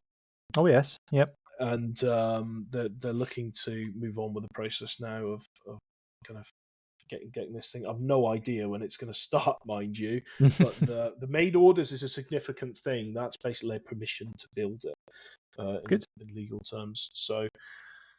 is this a trunk road scheme? It's not really a trunk road scheme. This one, it affects a trunk road. But do you guys are you aware of the Bull Ring roundabout? Oh yes, sure, I know you know of it. But do you know the Bull Ring roundabout, Duncan? I took you is that this thing in Greenock, or is it Port Glasgow along that way? A8, A78, that one. A8, exactly that, mate. Yeah, we went along that, didn't we? We went on a wee drive along there. Fantastic 1960s concrete collar around a car park. Anyway, so they've got a whole lot of money here, of course, with the Clyde Council to go and redevelop this, like £22 million redevelopment, but it does involve demolishing the poor old Bull Ring, so I get rid of it that way. Do you know, it's funny, I was walking around the area and I did find that it was a bit of a nightmare to go between the mall and other things. Yeah, it's not very well connected up for pedestrians. Yeah, and there's also the Oak Mall, which has got loads of vacant shops. There's this flyover of the A78 that goes over a bit of the Oak Mall, so the whole thing's just a bit old and tired. So they're gonna completely level that out into kind of a flat junction, and that is going to be starting next year. No, we'll have to get some pictures before it goes away. That's a good point, Duncan. We will, in the upcoming summer, definitely get out and get some photos. Get the drone up, get some photos. The timeline, chaps, so you guys can go out and do it, is that the demolition of the Oak Mall and Hector McNeil House will happen in spring. Oh, right. So it's an early 25 visit then, Duncan. We better get on with it then, get the drone up and yes. get some photos of all that, definitely. And Right. in the summer, that's when they start ripping the roads out. So that's when. Oh, okay, that's Right, sweet. okay. Good stuff. Yeah. Sticking with local authority schemes, the Renfrew Yoker Bridge. Oh yeah, waiting on that one. Yeah. Mm-hmm. Well, apparently it was meant to be finished by the end of this year, but it looked. I'd be surprised. The article keeps saying this year, but we're in December now. Yeah. It's still not ready. So this one's very, very soon. They swung it open. If you guys go on Google Earth and set your aerial photography to satellite photography to the latest, you will see it as it was only a few months ago. Right. And the road in Renfrew as well. I think it was the Northern Relief Road or whatever it is. Road yeah. is built. Yeah. Good. Mm-hmm. So that's going to be a cool one. There was another footbridge that opened in Glasgow. Did you guys know, between Govan and the Riverside Museum? Oh yeah, that's right. Museum, yeah.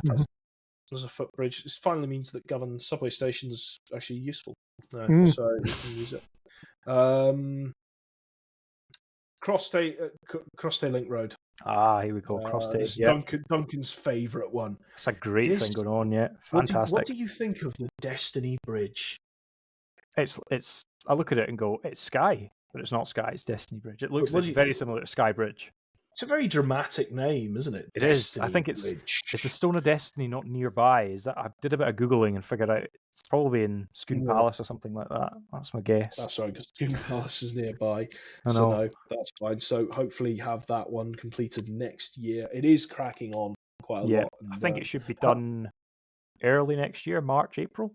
I guess. Yes, because the bridge has been linked up, so it's just finishing works now. Yeah. That's pretty much it. But as you know, they do say in this article I'm reading about, it does say it's very weather dependent. So yeah. There are a couple other small ones we've got going on, like Oars Road, and there's that what do we call it? The B714 road upgrades, the one that's between Dalwye and Kilwinning, which is one of these levelling up schemes. That's the government UK government have confirmed their funding commitment for that, which is good. But the one I wanted to talk about, which is quite exciting, this is because it's quite a big project. This one is the East Airdrie Link Road. Stuart, this is your neck of the woods. So it's a very interesting one, that actually East Airdrie Link Road, the DMRB Stage 3, which is basically the finalised route corridor, has just been published, and it confirms that there will be a new road all the way from Newhouse all the way up to Stand, south of Cumbernauld, at the end of the A73 dual carriageway. So it will be an all-new single carriageway road. Limited access. There will only be a couple of junctions along its length. It will ultimately serve the new Monklands Hospital site, and some other developments that are planned to the east of Airdrie. But it will get traffic off the A73, which is probably one of the slowest moving A roads in the whole of Scotland. Yeah. It's horrendous, yeah. So no, it's good. And I'm looking at the map just now. They've got a little kind of ArcGIS portal on the North Lanarkshire's website. You go and you can see all the lovely little roundabouts they're putting in everywhere. Yeah, definitely worth. You won't get to go quick along it. No. There you go. But worth a look. And just at the other end of that, so this whole thing's called the Pan Lanarkshire Corridor. At the other end, the southern end, the Ravenscraig access infrastructure from the south. So that's from Airballs Road in Motherwell into the Ravenscraig site as dual carriageway, basically creating an eastern bypass of Motherwell. Demolition of all the buildings for that has been going on for the last couple of months, and construction of the new road is due to start next year. The Airballs Road dualling, the bit right at the bottom of the hill at Strathclyde Park with A723, that is due to start now in 2028.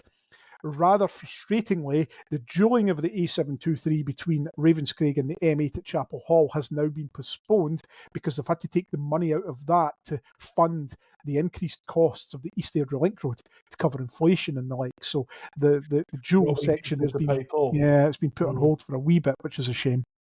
Oh dear. Yeah. Well, this is just it. These things always get kicked around until the change of administration comes, and they're lucky to survive. But anyway, guys, that's it for the news. I'm not going to keep you too long. Are you sure? Is anybody sure? We've got one thing about to get going very, very soon. One more thing, McKnight. I'm sure it's going to have something. We've got A9 dualling Tomat and Tamoy kicking off in March. Very big scheme. I was going to say it has started, but it's more of the... There's a lot of vegetation work. clearance going on at the moment, compound stuff, basically setting up to get going. Looks really, really good. I'm glad that'll be kicking off in March with traffic management going on.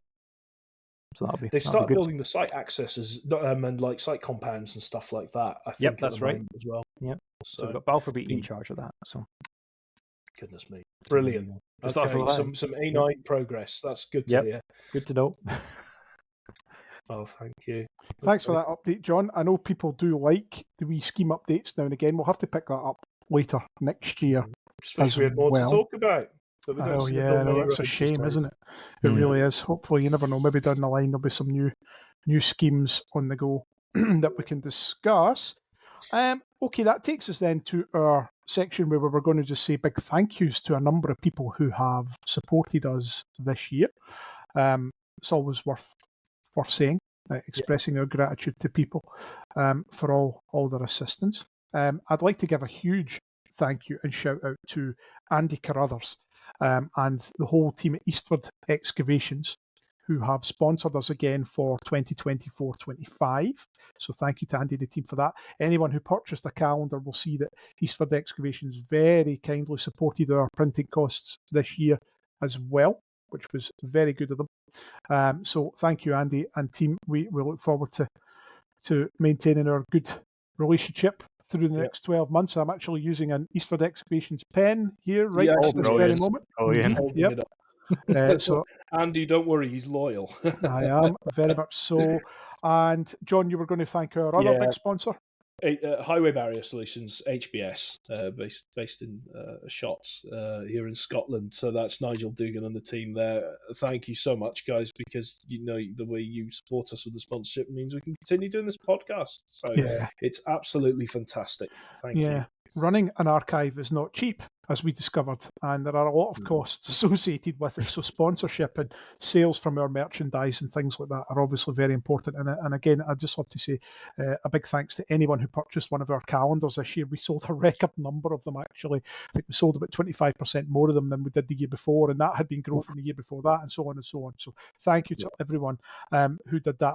We have enough budget now to ensure that we will be with you right through 2025. We've met all our funding goals for that. So that's all very good news. And I hope people were impressed with the images. I quite liked the selection of images this year. I thought it was very representative of Scotland as a whole, and various types of roads across the whole country.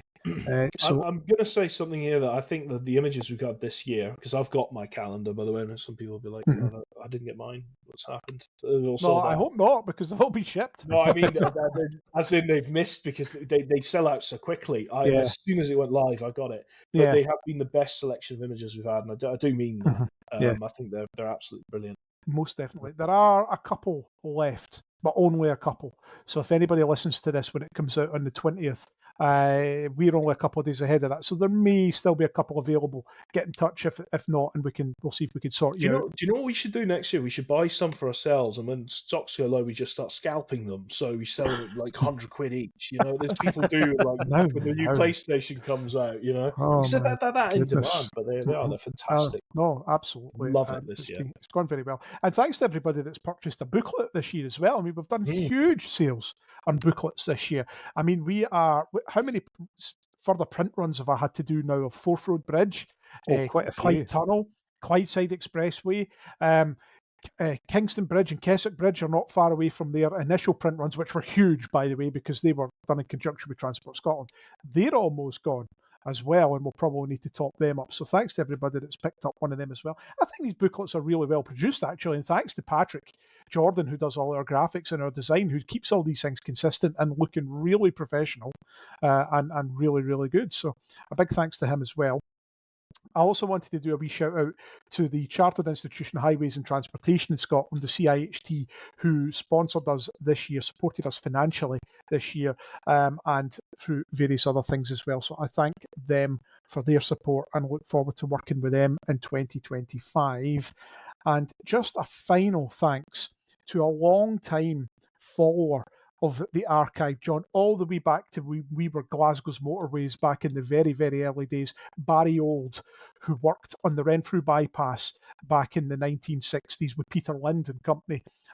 Barry's had a bit of a tough year So I just wanted to say, that we were thinking of him, and that we wish him all the best, him and his wife and the family, and I hope he's doing okay, and that they have a lovely Christmas and a good New Year as well. We did send a calendar out to Barry, and he got in touch to let me know that he had received it. So I'm glad to put a wee smile on his face there with some of the images in that. So that was also rather good. So thanks, Barry, for your ongoing support. Anyone I've missed, John? I don't think so. I think that's everyone, isn't it? No, I think Duncan came up with quite a big list of thanks for the contributions to the 74 article, but no, I think that's about it. That's the people who keep us on the air. Yeah, I guess I probably should just give one final thanks to the Glasgow Vintage Vehicle Trust in Bridgeton for having us back again. Oh, yes. We had 2 very successful visits to Bridgeton this year in April and again in October. I know we're hoping to be back a bit more next year.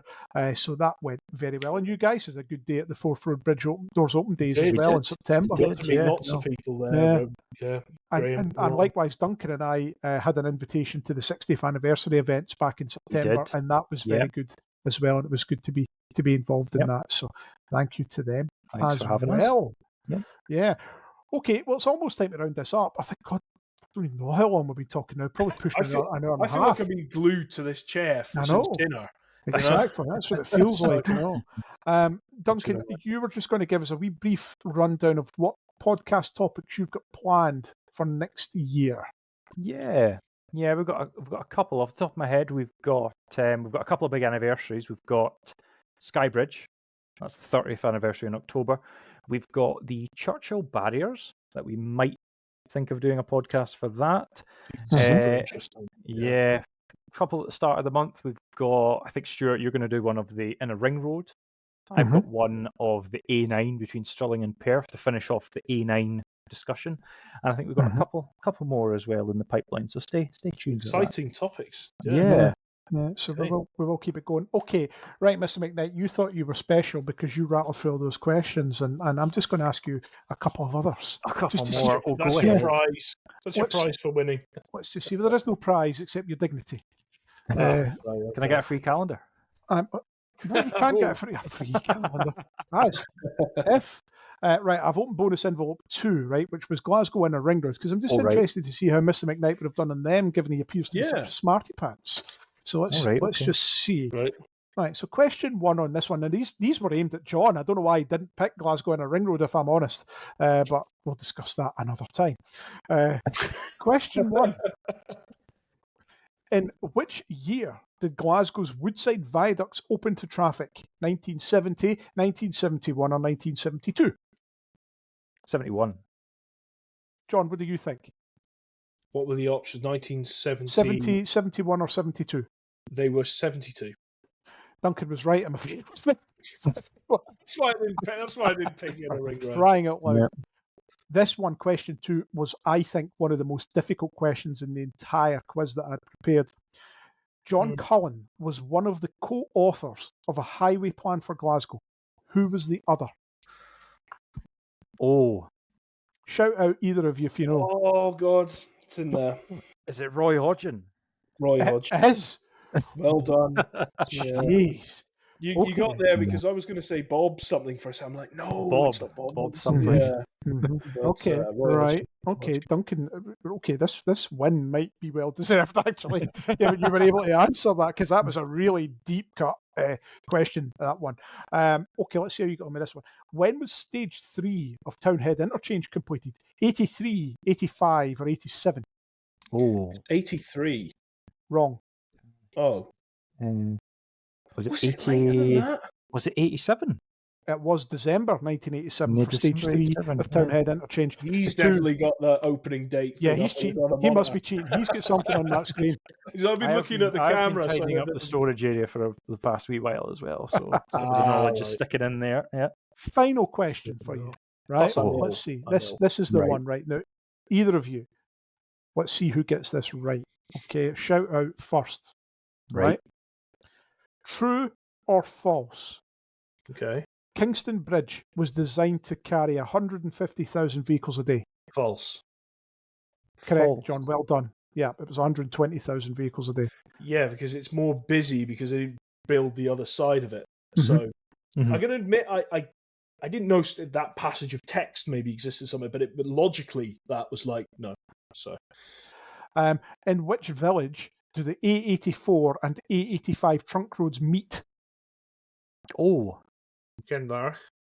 Nope. No, it can't because that's 82. Yep. is it Creef? Nope. Oh, Lochernhead. Well done, John. Lochernhead. Ah, I was gonna I was just naming all those towns along there. I was like, where did they come in? Yep. So one up from Calendar, isn't it? Yeah, Yeah. I had a couple other questions in here as well. What is the official name of Junction 4A of the M80 motorway? Is that Lowood? Yes, well done, John. One more, right? Just one more. Which contractor built the M77 Air Road route? Tarmac. Who was it first? Wimpy's. Wimpy. It was Wimpy. Then they were bought by Tarmac halfway through. Well done, Dunkley. Big protests. Yeah. What is the official name of Junction 10 of the M74 motorway? Oh, it's right. Les Mahago gets me the klaxon, doesn't it? Yeah, it's not that. It's not that one. It's Is it Peniel? No, that's one down again. No, it's some Wellburn, isn't it? Wellburn. Wellburn. Yeah. Okay. So neither of you would have got that in the time that was available. What is Scotland's southernmost trunk road? That would be, I think it's the A7. It is the A7. The 75's got a wee kink in it that takes it south of the A7. Do you know? Can I tell you something? I actually asked somebody that question, right? And I had it as A7. Oh, so they went. They didn't say A75. They said something like the A1 or whatever. So they were wrong anyway. But that's interesting. I'm gonna have to look at the map now. Yeah, Duncan, you clearly know your stuff. You've been doing pretty well there. So that sets the scene for John for the next. To be honest with you, like going up against Duncan when it comes to like dates, contractors and stuff, that's like Wraith Rovers going against Real Madrid. You know, you think so? Like, I think Duncan he's got that sort of computer-like mind for that. But you remember, Duncan puts together a lot of these tables. Mm-hmm. He spends all his free time when he should be doing other things, going outside, going through a newspaper archive, looking at things. So he's this is your wheelhouse, this sort of thing, mate. It's fun. It's good fun. You are good at it. So credit's due. You know, and you also know the road network very well for numbers and stuff. Plus I'm ill. I just want to state that. Let's go with that. So well done, Duncan. You have been crowned Scottish Roadscast Champion 2024. Excellent. We will come back to this at some point down the line if we consider it to have been a success, and we'll see if John could possibly challenge you to that absolutely. Duncan's only got 13 days of 2024 to enjoy his title. That's and then it's all gone. We'll be back. Good. I like a challenge. That's what we like. The Dark Knight Rises and forward to it. Yeah, okay, good. Gentlemen, thank you. A pleasure, as always. Thank you for your efforts this year as well on these podcasts. There's been a lot of research done. I haven't been involved in a lot of it. You guys clearly did all the work on most of this, so thank you very much. All episodes of this podcast are available online, all the way back, in some cases, to 2018. That first Christmas special that we did, all the way back there. You can still listen to that one as well. Don't know, are we better or worse than we were then? Who knows? Leave us a review. I was certainly better. You were better. Well, that's not for me to say. Leave us a review. It's always good to hear from people and what they think, and it gets us a bit of exposure as we seek to share the word about the fact that the podcast exists. As I said back at the beginning, best podcast about roads and bridges and motorways on the whole internet. Maybe it's the only one. Who knows? So we'll have to look. Have a look. Social media, gents. Tell the listeners where they can find it. You've got your X, formerly known as Twitter. Which is on fire at the minute, I might add, for us. Surprisingly, everybody's leaving it, and we're doing really well. Go figure.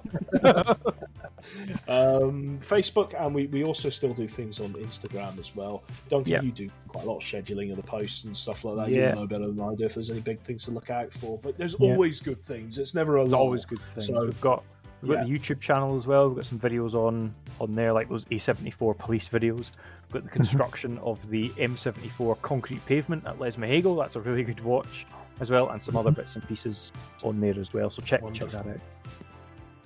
Fantastic. So I think all that's left to say at this point is I hope everyone has a very good Christmas, a very enjoyable New Year. We will see you all again in 2025. John, final words from you. Anything you'd like to add? No, nothing. No. Thank you for having me, and it's good to see both of you guys. And I hope that you have a really good Christmas and a New Year. Indeed. And Mr. McKnight, any final thoughts? No, nothing from me. Have a good Christmas, gents, and I hope all the listeners have a good Christmas as well. We'll see you next year. Thank you all very much. We'll see you soon.